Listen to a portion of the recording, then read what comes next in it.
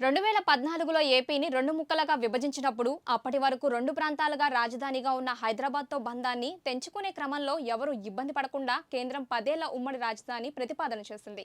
దీని ప్రకారం ఈ ఏడాది జూన్ 2 వరకు ఇది ఉమ్మడి రాజధానిగా ఉండాలని విభజన చట్టం చెబుతోంది. కానీ ఈసారి జూన్ 2న ఎన్నికల కోడ్ అమల్లో ఉన్న నేపథ్యంలోనే ఉమ్మడి రాజధాని ముగిసిపోనుంది. కాబట్టి తర్వాత ఏం జరగబోతుందనే టెన్షన్ నెలకొంది.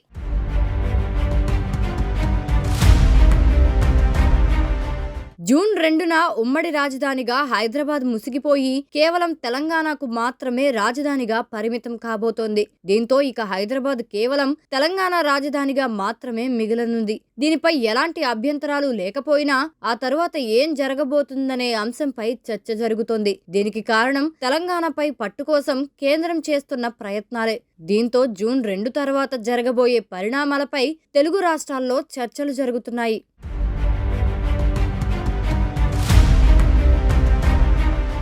తాజాగా జరిగిన తెలంగాణ అసెంబ్లీ ఎన్నికల్లో గెలిచిన కాంగ్రెస్ పార్టీకి హైదరాబాద్ పరిధిలో మాత్రం ఒక్క సీటు కూడా రాలేదు. కానీ అధికారం కోల్పోయిన బీఆర్ఎస్ మాత్రం తన పట్టు నిలుపుకుంది. రాష్ట్రంలో చోటు చేసుకుంటున్న పరిణామాల్లో లోక్సభ ఎన్నికల పోరు కాంగ్రెస్ వర్సెస్ బీజేపీగా సాగింది. దీంతో బీఆర్ఎస్ ఉనికే లేకుండా పోయింది. ముఖ్యంగా గ్రేటర్ హైదరాబాద్ పరిధిలోకి వచ్చే మల్కజ్గిరి, చేవెళ్ల, సికింద్రాబాద్ వంటి సిటీల్లో బీజేపీ విజయాలు సాధించబోతోంది. తద్వారా గ్రేటర్ పై పట్టు బిగుస్తోంది.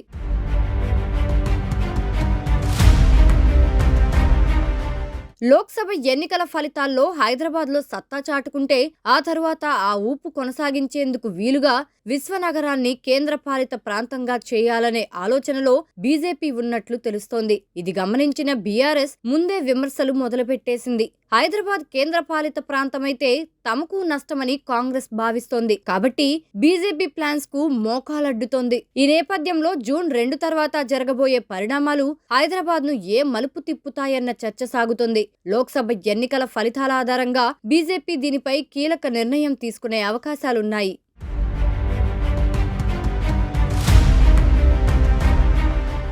మొత్తంగా ఇప్పుడు హైదరాబాద్ భవిష్యత్తు ఏంటి అనే దానిపై రెండు తెలుగు రాష్ట్రాలే కాదు, దేశం మొత్తం ఆసక్తిగా ఎదురు చూస్తోంది. సుదీర్ఘ కాలంగా హైదరాబాద్ తో అనుబంధం ఉన్న ఆంధ్ర జనమైతే ఈ విశ్వనగరం భవిష్యత్తు ఏంటి అనే దానిపై మరింత ఆరా తీస్తున్నారు.